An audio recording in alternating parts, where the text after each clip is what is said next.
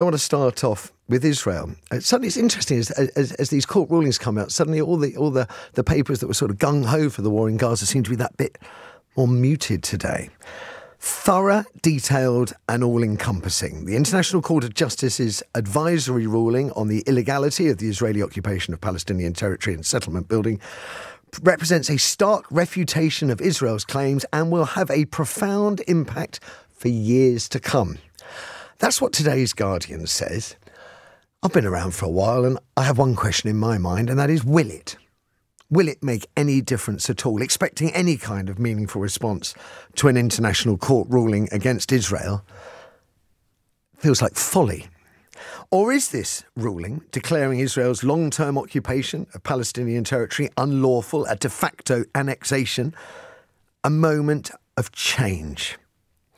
You probably know Israel captured the West Bank, East Jerusalem and the Gaza Strip in the 1967 Six-Day War. It annexed East Jerusalem in a move that's not recognised internationally, and it considers the West Bank to be disputed territory. And while it withdrew its military and settlements from Gaza in 2005, the International Court of Justice, its continued control over the Strip, which has increased since the 7th of October, meaning it was still occupied along with East Jerusalem and the West Bank, together with the occupied Palestinian territories. The court found multiple breaches of international law by Israel, including activities that amounted to apartheid.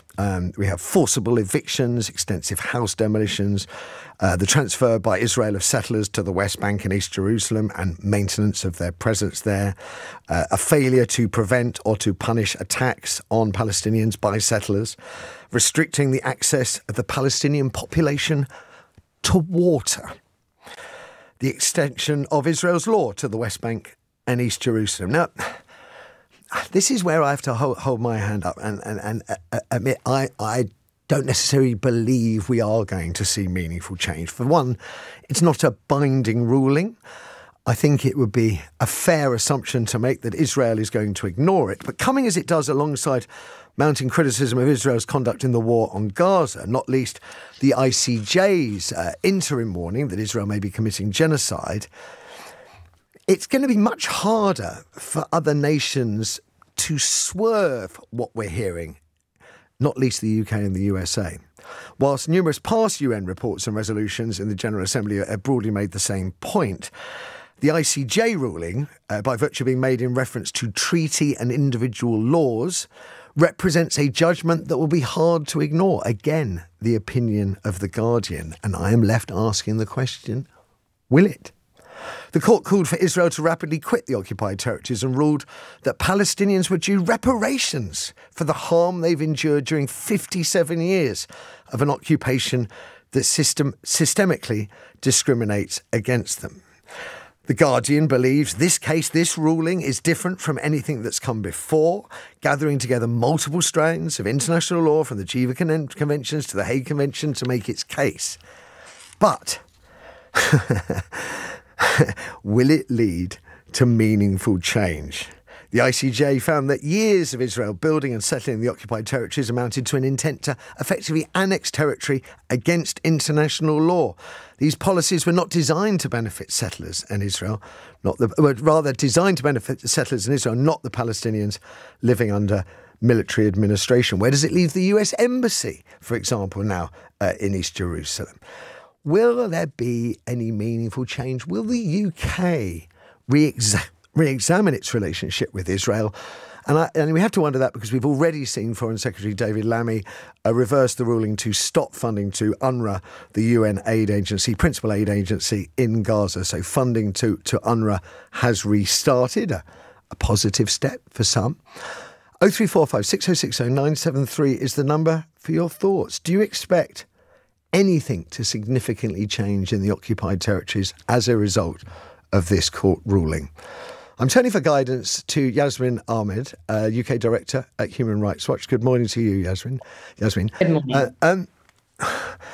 I'm sorry to sound so cynical at such an hour on a Saturday morning, but I mean, there's been debate about the Green Line, for example, since 1967 without resolution, and here we are basically talking about the same stuff, are we not?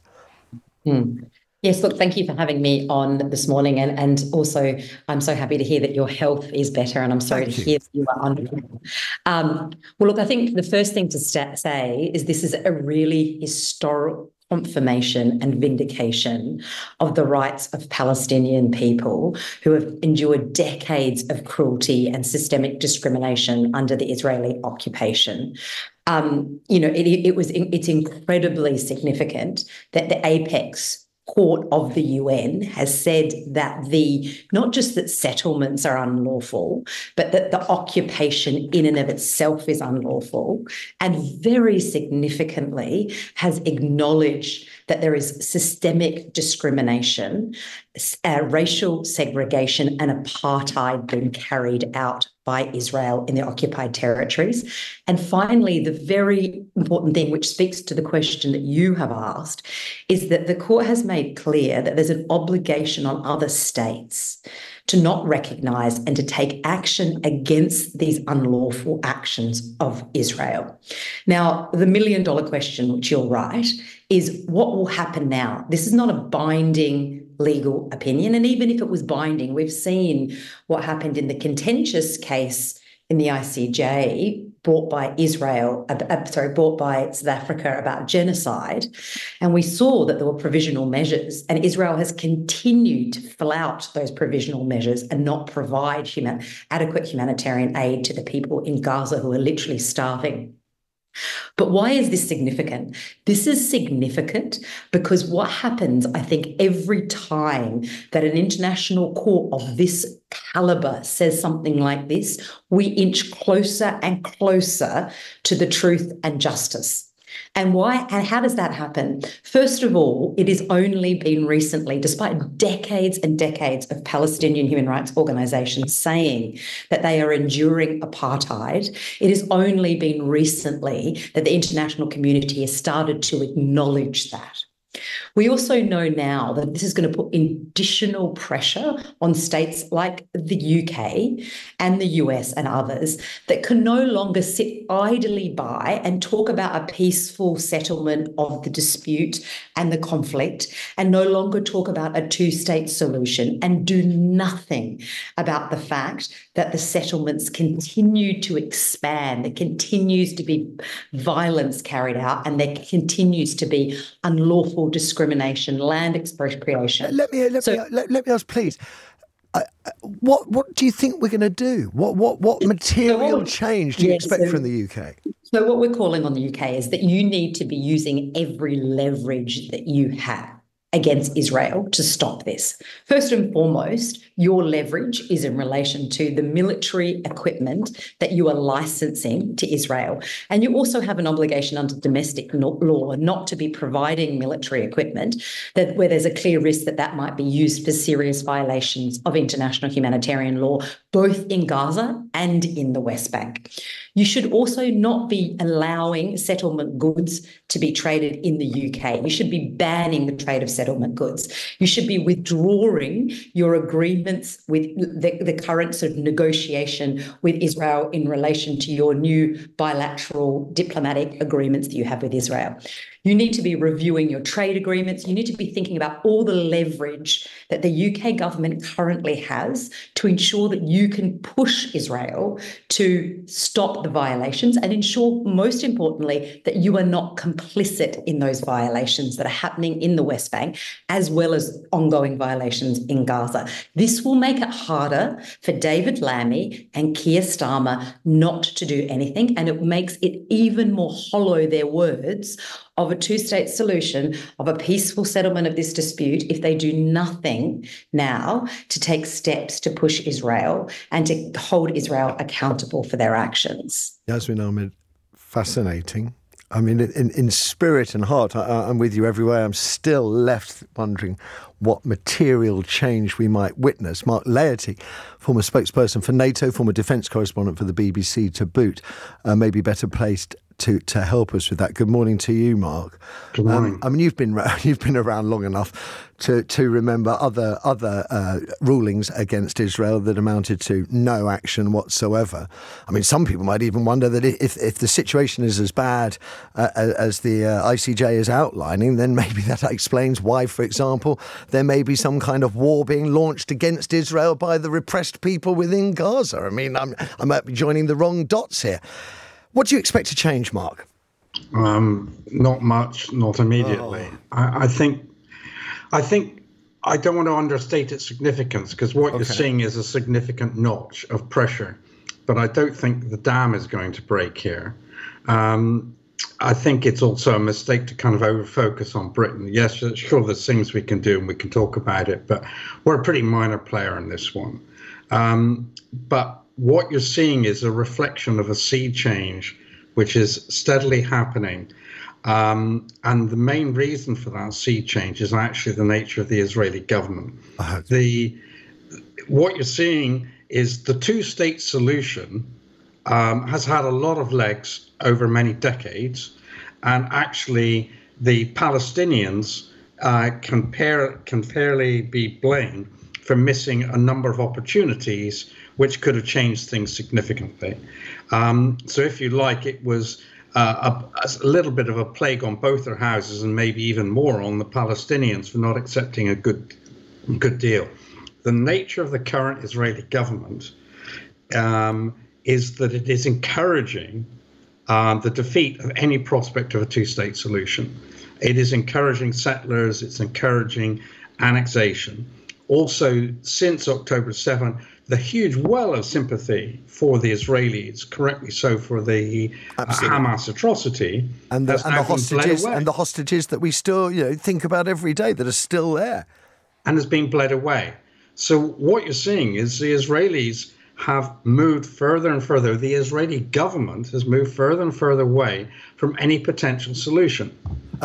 In part because Netanyahu's government is propped up by some parties that are rabidly pro-settler. Yes, exactly. I mean, I think there's often, from my perspective, these sort of calls about genocide is to a degree absurd. But within the Israeli government, there are some very hardline people that are propping it up who really do want to push all the Palestinians out of what they consider to be historic Israeli land according to their view of the Bible. So they are people who are in a completely different category to almost everyone else in the Israeli political system. But the tail is wagging the dog. And they are the ones who, if you like, have brought Israel to what is close to a pariah status. So even the people who support Israel and will continue to support Israel are basically embarrassed about it. They don't like it. They wish it could change. They want their two-state solution, and they're thinking, frankly, what the hell do we do? Just before I go on the two-state solution, you say sort of Palestine maybe made the bigger error on that. My understanding was that the division of the land was such that the Palestinians got the rough end of the deal. They might have got more land but of lower quality, therefore not so good for farming, less good for sustaining its population. So I was left wondering whether the original two-state solution that wasn't necessary. I could see why it wasn't so appealing perhaps to the Palestinian people.